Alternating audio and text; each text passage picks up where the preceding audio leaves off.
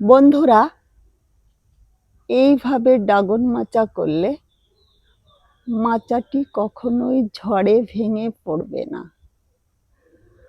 মাচাটি দক্ষিণ উত্তরে 4.5 ফুট লম্বায়, উত্তর সাইডে পিলারের সঙ্গে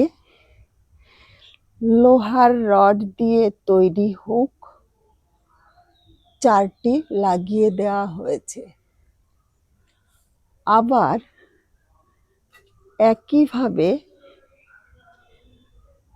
আমার ছাদের প্রাচীরের সঙ্গে আরও 4টি রড দিয়ে তৈরি লোহার হুক লাগিয়ে দেওয়া হয়েছে।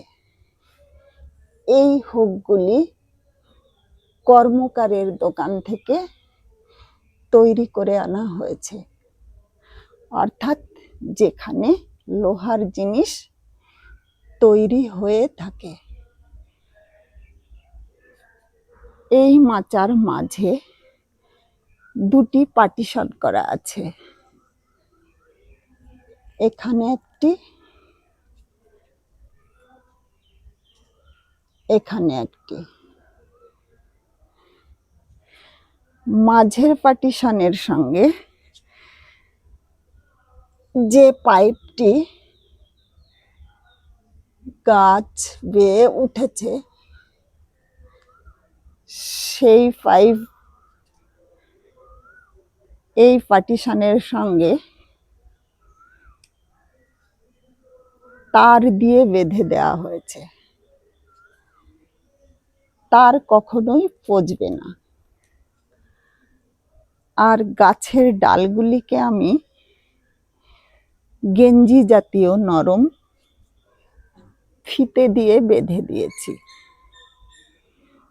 শক্ত কিছু দিয়ে বাঁধলে ডাল কেটে যায়, তাই নরম গেঞ্জি জাতীয় কাপড় কিংবা ফিতে দিয়েই বেঁধে দেওয়া উচিত। আমি ছাদ থেকে মাচাটি 4 ফুট হাইটের করেছি, কারণ গাছের মাটিতে সূর্যের আলো পৌঁছানোর প্রয়োজন আছে। এতে মাটি সবসময় ভেজা থাকবে না এবং ক্ষতিকারক ছত্রাকের হাত থেকে মাটি সুরক্ষিত থাকবে। আমার 5 বছর আগের পুরাতন কাঠের মাচাটি দেখায়। কাঠ যেহেতু পচনশীল বস্তু, তাই 5 বছর পর মাচাটি ভেঙে পড়ার উপক্রম হয়েছে। বন্ধুরা, যদি ঝড়ের হাত থেকে ড্রাগন মাচাকে সুনিশ্চিত করতে চান, তাহলে এইভাবে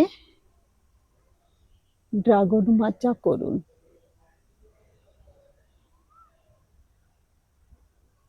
আজ আসি, দেখা হবে আবার পরের ভিডিওতে।